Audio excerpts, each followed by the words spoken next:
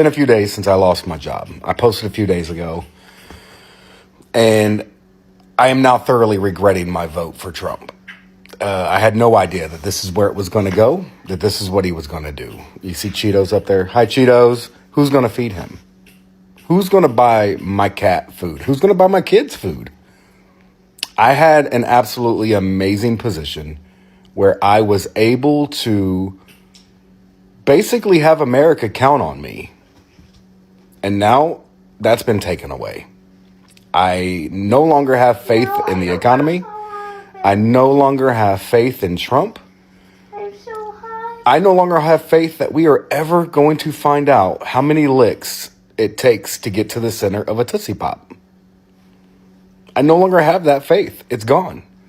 So you can crack all the jokes you want to. You can make fun of us all you want.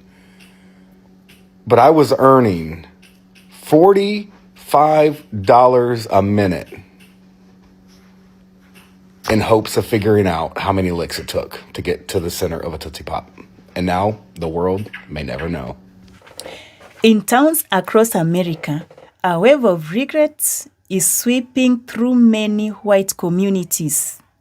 People who once proudly cast their votes for Donald Trump are now speaking out. Some says, "We thought he was a businessman who could fix the country," while others admit he said what we wanted to hear, but he never said what we needed to hear.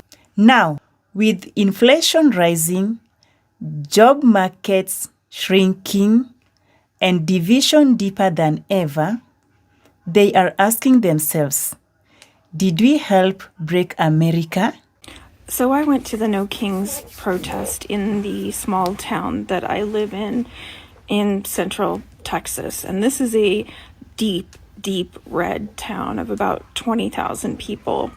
It has a history as a probable sundown town. And I say probable because there were no laws on the books, but there are enough stories. And I would say even today, there are some issues with racism. My daughter has reported a teacher for racism, and in my own neighborhood, within the community page on the Book of Faces, there was a time when someone posted a photo of a Black woman just walking and told everyone that there was a suspicious person casing houses.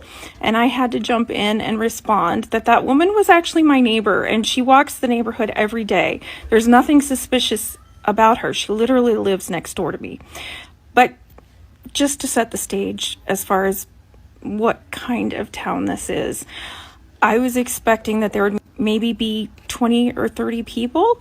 There were over 500 that showed up. And I think that that's a really positive sign. And we did get a lot of honks and thumbs up. I think there are a lot of closeted people who are opposed to the administration. I know that people are afraid to speak out here because of the level of aggressive response and the potential for violence. I have never been flipped off so much in my life as I was at this protest, which is fine. It's fine. But people get very, very hostile. And I'll show you the sign that I held. I wanted to call out the MAGA Christians because this town sees itself as very traditional, evangelical Christian. To me, it screams hypocrisy. Anyway, 500, I know, is a tiny, tiny percentage in a town of 20,000. But given that this is a blood red town, deeply, deeply enmeshed in the cult, I would say that 500 is actually a pretty decent turnout. I just need to double down on something I said last night, which is when something awful and horrific happens on American soil, this entire regime, Donald Trump, J.D. Vance, the entire cabinet, Peter Thiel, Stephen Miller, the Heritage Foundation, and every Republican in Congress who is currently in the majority and has the power to impeach Donald Trump yesterday, is going to have blood on their hands. Think about the reality of our situation. It is currently 1:20 p.m. Eastern time as I'm making this video, and an hour ago, Donald Trump, our president, the person who is supposed to be the leader of the free world and his regime, because we know he doesn't write all of this himself, said, "We know exactly where the so-called, quote, supreme leader is hiding. He is an easy target, but is safe there. We are not going to take him out, kill, at least not for now. But we don't want missiles shot at civilians or American soldiers. Our patience is wearing thin. Thank you for your attention to this matter." I think we have this warped sense of what all of the Middle East is. I think because so many of us experienced 9/11 and saw so much footage of literal like caves in the desert with men wearing turbans and carrying around pew-pews, like we don't understand. Iran is a developed nation. There are people living there just like you and I who live lives just like you and I. And just like you and I, they don't want this, just like we don't want this. This country is not some stereotype, some fear-mongering story that has been told to us for decades now. And if you think that the United States, the soil that we stand on, is untouchable by people living in the Middle East who wish to do us harm, then you're living in a la-la land. Things like this do not just ignite the flames overseas. They don't just put civilians in the Middle East at risk, and they don't just put our men and women in uniform at risk. This, unfortunately, is yet again unprecedented. We have our nation's leader, or whoever is writing for him on Truth Social, publicly taunting another leader who has nuclear weapons on a social media platform. Where's all the Jill Stein voters now? Where's all of the Republicans who were all about the price of eggs? We have our lives on the line here, guys. This is not a joke. It's not funny. And I don't know how to even end this video, so I'll just end it. Let me know your thoughts in the comments. So wait, now ICE is going to be targeting migrants who are here illegally working on farms and in restaurants and in hotels? Homeland Security is saying that ICE is going to start enforcing in hotels and farms again. Is that a change of course from last week? We're gonna look everywhere, but I think the biggest problem is the inner cities. We're looking everywhere. There are far more in the inner cities, Democrat-run cities, sadly, and I'm just giving you, there's far more in there than you have on a farm or something else. So no one's getting exemptions anymore. Everyone is. Well, everyone's being looked at. That was the president this morning on Air Force One. Now, this is a complete shift in tone towards migrants who are here illegally working on farms and in the leisure and hospitality industry. Last Thursday, less than a week ago, I reported in this video that the president said this. Our farmers are being hurt badly by, they have very good workers. They've worked for them for 20 years. They're not citizens, but they've turned out to be, great. And we're going to have to do something about that. We can't take farmers and take all their people and send them back because they don't have maybe what they're supposed to have, maybe not. You go into a farm and you look and people they've been there for 20, 25 years and they've worked great and the owner of the farm loves them and everything else, and then you're supposed to throw them out, and you know what happens? They end up hiring the people, the criminals that have come in, the murderers from prisons and everything else. So we're going to have an order on that pretty soon, I think. We can't do that to our farmers, and leisure too, hotels. We're going to have to use a lot of common sense on that. After that statement, Homeland Security sent guidance to immigration agents fanned out across the country, directing them to hold off on worksite enforcement investigations and operations on farms and in restaurants and at hotels. But yesterday, immigration enforcement reportedly got a new directive. Homeland Security changed the guidance again and now says ICE has the green light to go back into work sites on farms and to hotels and restaurants to target any migrant who is here illegally. And that change was confirmed when the president today said, we're going to look everywhere. He did not take that same strong stance he did last week. There is definitely a difference now. Now, according to his comments today on Air Force One and in a lengthy post he put on his social media page, while the president may be changing his mind about immigration enforcement on farms and in the leisure and hospitality industry, he's also stepping up his ICE raids with a specific focus on Democratic-led states. He said that he has directed ICE to expand efforts to detain and deport illegal aliens in America's largest cities, such as Los Angeles, Chicago, and New York. And the fact is, if the big beautiful bill is passed, we are only going to see more of these raids. Bigger raids in more cities across the country. Why? Well, as I've been reporting, the federal government does not have the funds to really expand these ICE raids and deportation efforts on the level that President Trump wants. But now, the big beautiful bill, if it's passed, would absolutely change that. That's because late last week, Senate Republicans in both the Judiciary and Homeland Security committees released their sections of the big beautiful bill. Between the two, they have added about $80 billion of new money to conduct more ICE raids in more cities, to get more equipment, to hire more officers, to build new detention facilities, to expand the border wall, and to secure biometric entry and exit systems at ports of entry. And that $80 billion is specifically marked for immigration enforcement for ICE, Border Patrol, and the Department of Justice. And that money is on top of their normal budgets. So how would this money be spent? Well, I can't go through everything, but according to the text released from both of the committees, some of the biggest funding allocations are $30 billion for ICE to hire and train new personnel specifically to carry out immigration enforcement activities, performance, signing and retention bonuses, and transportation costs to deport migrants from the country.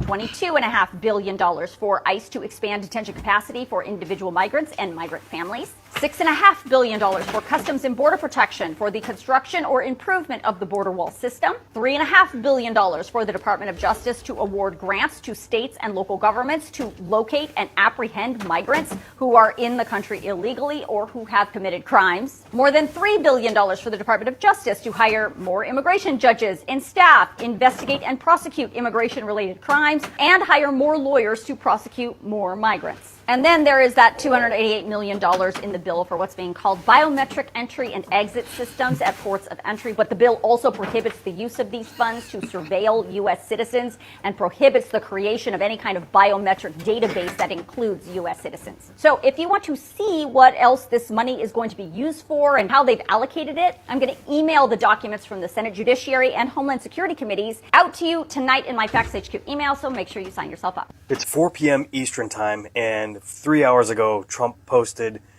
unconditional surrender, all in caps, for Iran. I imagine that's who this is directed at. And he did another post saying we had total control of the skies, meaning Israel and the United States. I guess we're just totally in this now. And he threatened the supreme leader, Ayatollah, of Iran. He said they know where he's at, but he's safe for now. They're not going to take him out, kill him, and he's safe. But his patience is wearing thin, and that Iran needs to stop targeting civilians. So, this is just spiraling out of control. And probably the worst and most scary part about it is Trump's post of this text he got from Mike Huckabee, who is his envoy to the Middle East. And this just scared the shit out of me. Mike Huckabee's text reads, "Mr. President, God spared you in Butler, PA, to be the most consequential president in a century, maybe ever. The decisions on your shoulders I would not want to be made by anyone else. You have many voices speaking to you, sir, but there is only one voice that matters. His voice," referring to the Almighty God. "I believe you will hear from heaven, and that voice is far more important than mine or anyone else's." What this suggests is that Trump's decision whether to strike Iran's nuclear facility or not, or whether or not to take out the supreme leader of Iran, rests with a voice from heaven that's going to come into Trump's head. We're so cooked. Let me know what you guys think about this. Comment, like, share, spread the word. Maybe if he hears enough voices from the American people about this, from his supporters that don't want another war, maybe that voice will be more powerful than the one that will magically come into his head from God. No offense to anyone religious, but if God is sending messages to you saying you should drop bombs and kill people, you might want to question your religion. Hello everyone, I know it's early, but there's a lot here, so it's that time again where I read you True Social so you don't have to. It's a service I provide for free, but if you want to hit all the buttons over here, that'd be great. 59 minutes ago, Donald Trump truthed out, unconditional surrender! I don't know who he's talking to, but it's weird, right? That we have so many wars going on right now. I have no fucking idea which person he wants to surrender. I thought he was supposed to be not a warmonger. Right. That's what the MAGA keeps saying. It's too bad that now they're moving the goalposts and saying, well, he's not a warmonger, but he is a warmonger if it's called for. It's good that he knows how to make you think that it's called for. An hour ago, he truthed out, we know exactly where the so-called supreme leader is hiding. He's an easy target, but is safe there. Huh? We are not going to take him out. Kill. At least not for now. But we don't want missiles shot at civilians or American soldiers. Our patience is wearing thin. Thank you for your attention to this matter. Why is he speaking in the royal we? He is not a king. So you know where the supreme leader is, but you're not going to attack him. And he's safe there. What? Okay, that's fine. Let's just keep going. All right, another post an hour ago. We now have complete and total control of the skies over Iran.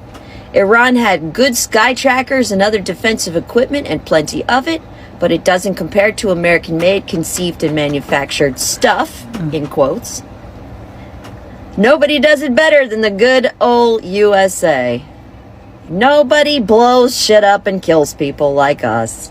That's something to aspire to for the whole planet. 2 hours ago, he tweets out a story. FBI gives Congress intel on alleged Chinese plot to create fake mail-in ballots in 2020. It's got Kash Patel featured prominently. Here's one of him quoting Tom Homan. I really truly believe that President Trump is doing the right thing for the American people. The big beautiful bill. We need the Senate to get off their butts and pass the bill.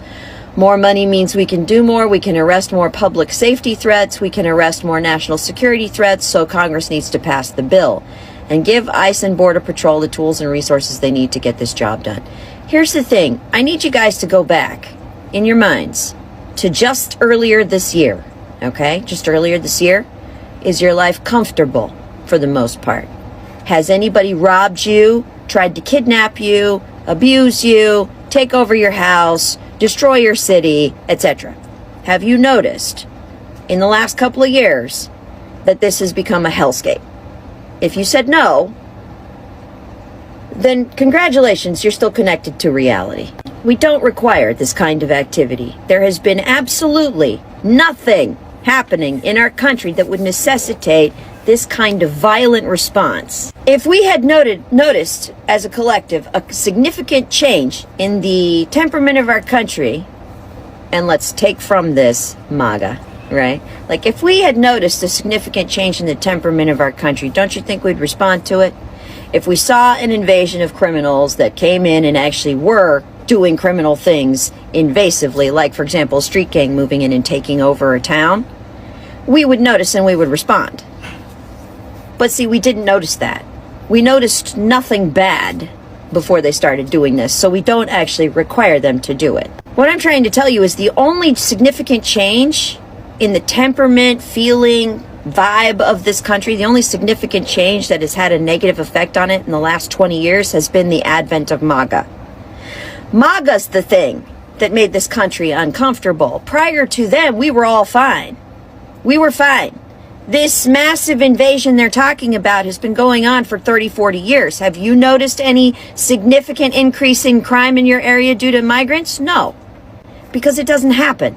They are just trying to create reasons and resculpt your memory so that you think that there was a problem. There was never a problem. Another post of Tom Homan. When they double down, we triple down. So the men and women of ICE are going to keep standing up. They're going to keep doing the job. Just following orders. We're going to move on. He's got more posts here of other people saying things because he's doing an appeal to legitimacy.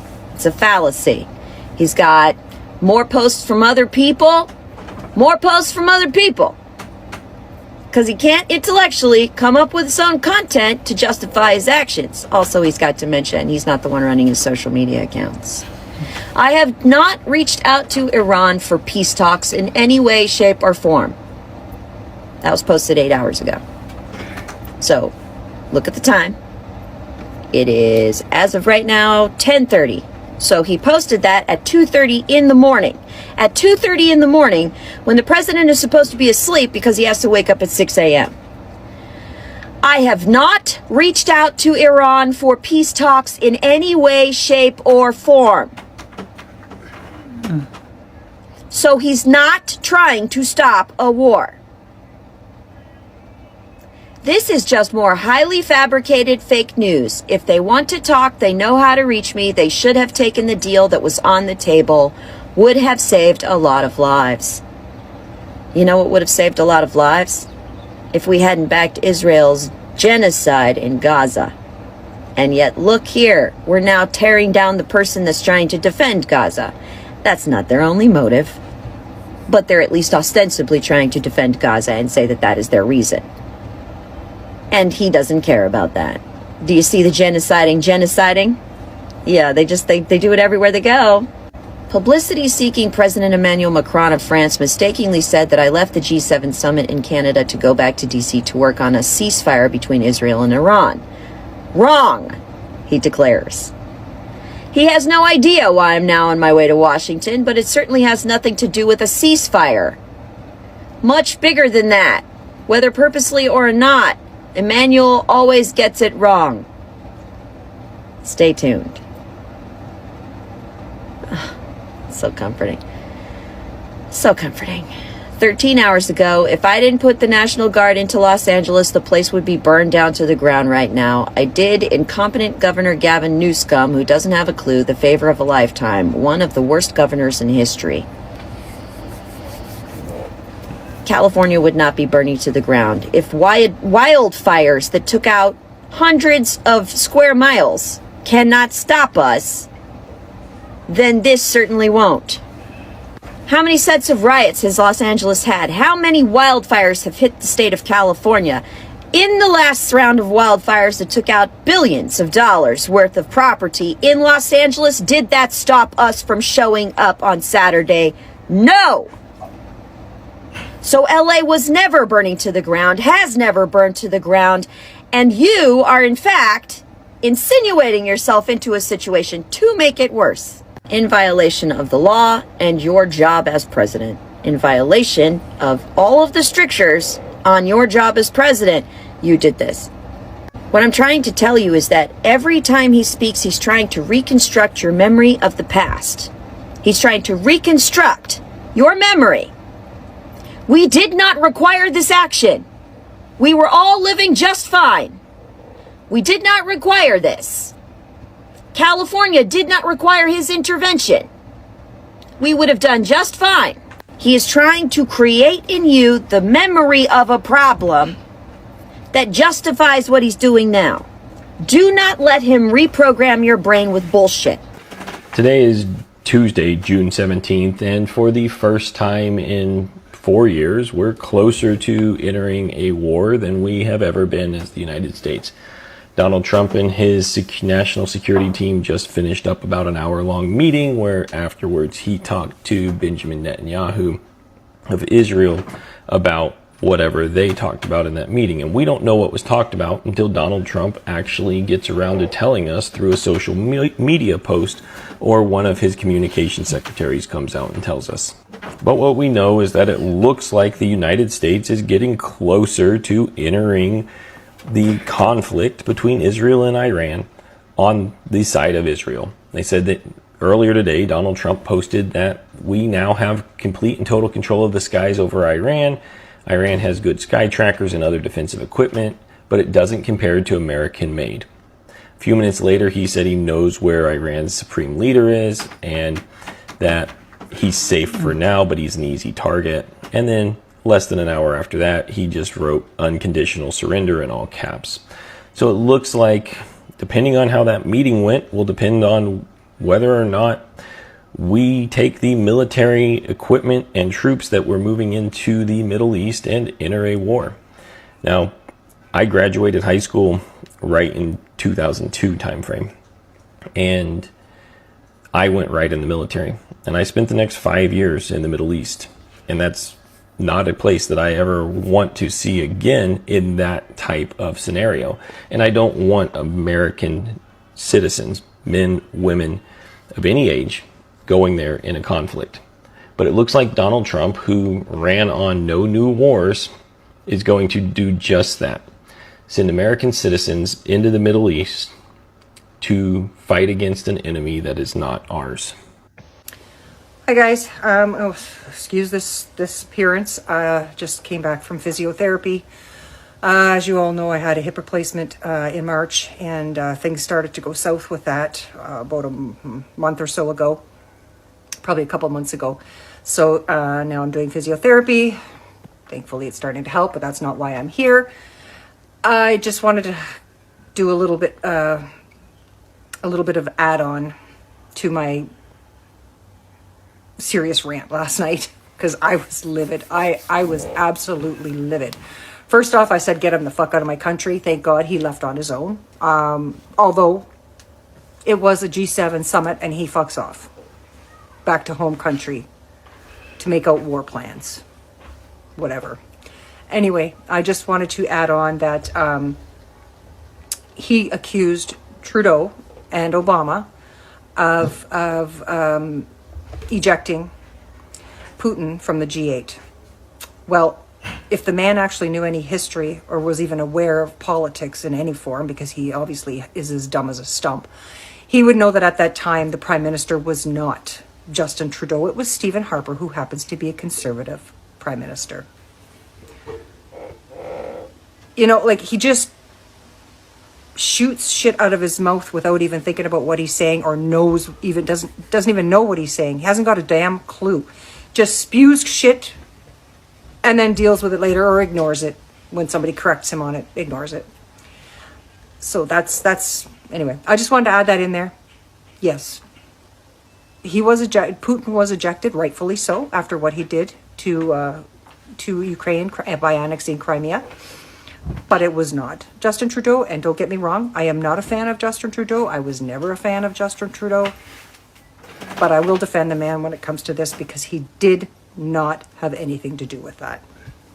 Well, folks, I'm sure by now you've heard the news. A Trump supporter impersonating a police officer shot and killed Minnesota Democratic State Representative Melissa Hortman and her husband Mark early Saturday morning, after shooting Minnesota Democratic Senator John Hoffman 9 times and shooting Senator Hoffman's wife 8 times. Who was the shooter? A Trump supporter. Say it again, a Trump supporter. Yeah, not a Dem. The Trump-loving shooter had a long list of targets. It looks like he was planning to take out a whole bunch of Dems in support of Trump. Yeah, no doubt the poor souls who got shot didn't see it coming. After all, the guy was dressed as a police officer. We're supposed to trust police officers, right? Except, boy, our perception of men in uniform is questionable at best lately, huh? We knew law enforcement had some pretty bad habits, especially when it comes to policing people of color. But up until just recently, it seemed like they were at least somewhat conscientious about hiding it. But ever since the Ice Ice Baby Men got the green light to launch a domestic terror campaign, it looks like men in all kinds of uniforms we've been conditioned to trust have stopped trying to look like civil servants at all. Ever since Trump got his hooks in them, it looks like uniformed baby men everywhere are having a contest to see who gets to terrorize the most people. De-escalation is a long-gone concept. Everywhere you look, the authorities are taking out their rage on the public, and seemingly enjoying it. I can't imagine it's policy to fire rubber bullets into a peaceful crowd or trample a citizen with a horse. As far as I know, bad-mouthing a cop is protected speech. It sure doesn't justify an entire troop of cops swarming, handcuffing the bad-mouthers, and telling them to go back to their Dem state. But the swarming troop in the video I saw didn't seem to worry they might be chastised for violating people's First Amendment rights. Cops are 3 times more likely to be Republican than Democrat, so maybe they've been wanting to let their partisan anger out on Dems for a long time, and Trump just flipped the switch. But unfortunately, when you put together the videos of law enforcement breaking the law, and the fact that a Trump supporter used the uniform to assassinate Americans, inevitably, a lot more Americans are going to be afraid of the forces that are paid to keep them safe. And that's not good for any of us. Trump did that. He made us unsafe in the world and unsafe at home. He inspired a mentally ill man to murder innocent people. And if you're still supporting him, you should wonder what he's doing to your psyche. Because the more you defend indefensible behavior, the more you become unsafe to Americans just like him. Yeah. Well, partisan men in uniform, have the day you deserve. Now, this regret isn't new to everyone. Black Americans tried to warn the country. And from the beginning, they said, this man doesn't care about justice. His policies will only benefit the rich, not the working class. His words will divide, not to unite. Civil rights leaders, black voters, activists, and even young voices from the streets were shouting into the void, but many white voters dismissed them as angry or too political. They didn't listen. Now they are living the consequences. Under Trump's influence, the economy took a strange turn. At first, there was a boom, stock market soared, and tax cuts felt good. But then came the crash. Wages stagnated, healthcare costs exploded, jobs were outsourced, while promises were broken. Billionaires got richer, but the working class left behind. Factories closed, small towns struggled. And now, with another wave of Trumpism looming, Americans are asking, was it all just a con? Across the country, protests are erupting again, not just from progressive or black communities, but from those who once voted red.